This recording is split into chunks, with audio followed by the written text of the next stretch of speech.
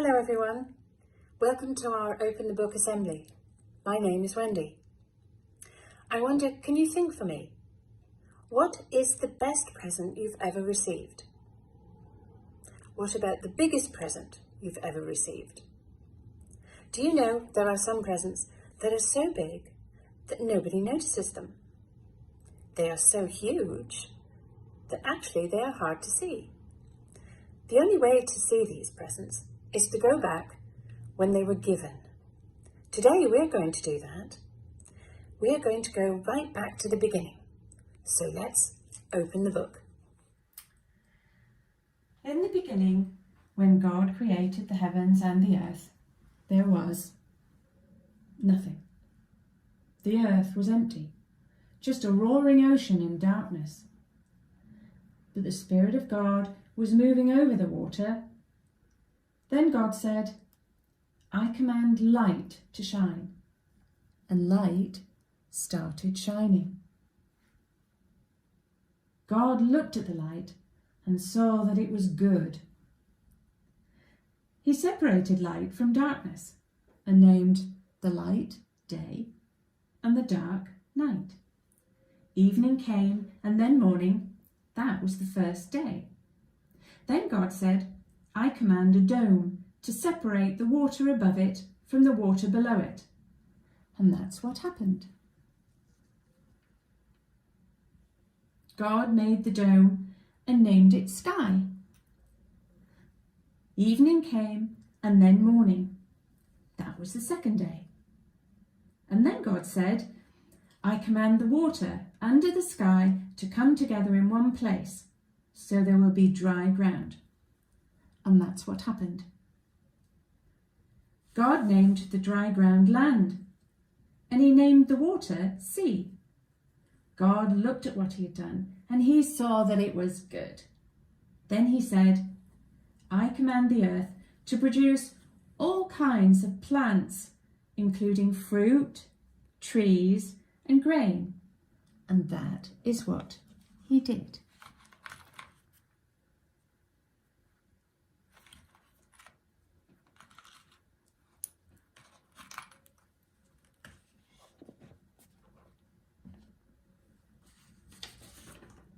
God looked at what he had done and saw that it was good.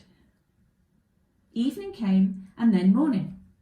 That was the third day. And then God said, "I command the lights to appear in the sky to separate day from night and to show the time for seasons, special days and years. They will shine in the sky and give light to the earth." And that is what happened. God made the two powerful lights, the brighter one to rule the day and the lesser one to rule the night. He also made the stars. He placed the lights in the sky to shine on the earth, to rule the day and the night, and to separate the light from darkness.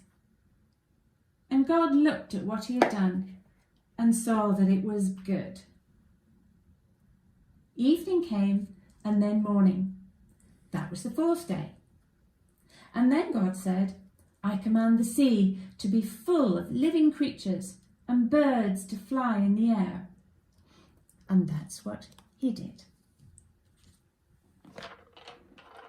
God looked at what he had done and saw that it was good. He told sea creatures to live everywhere in the sea and the birds to live everywhere in the sky.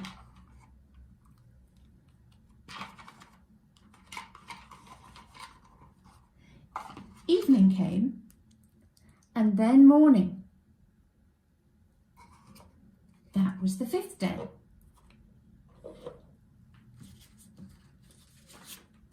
And then God said, "I command the earth to give life to all kinds of tame animals, wild animals and reptiles." And that is what happened.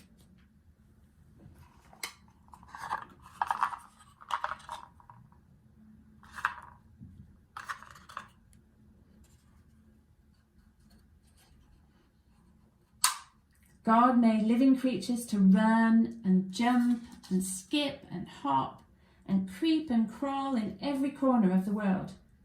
He looked at what he had done and saw that it was good.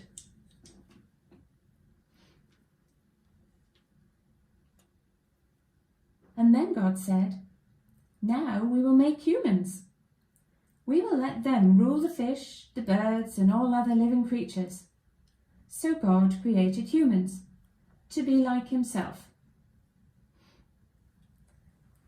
He made people and breathed his life into each one of them. God gave them his blessing and said, "Have lots of children. Fill the earth with people and look after the land. Take care of the fish in the sea, the birds in the sky, and every animal on the earth. I have provided all kinds of fruit and grain for you to eat, and I have given green plants as food for everything else that breathes." God looked at what he had done, and all of it was very good.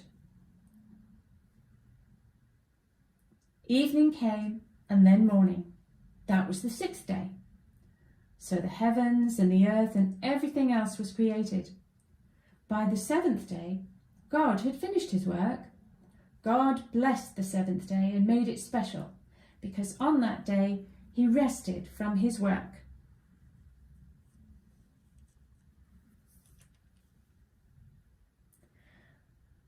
I wonder which part of God's present you like the best. I wonder which part of God's present is the most important part.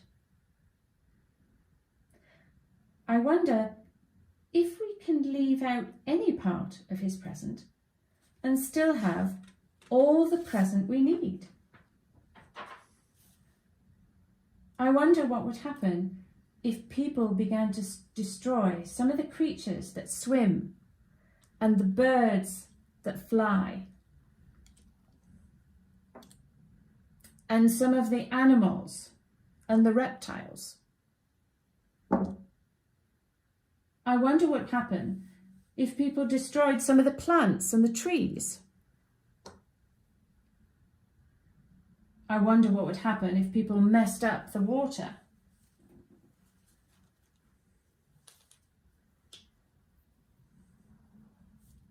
I wonder what would happen if people filled the air with dirt and pollution. I wonder what would happen if people didn't rest and remember all the amazing presents.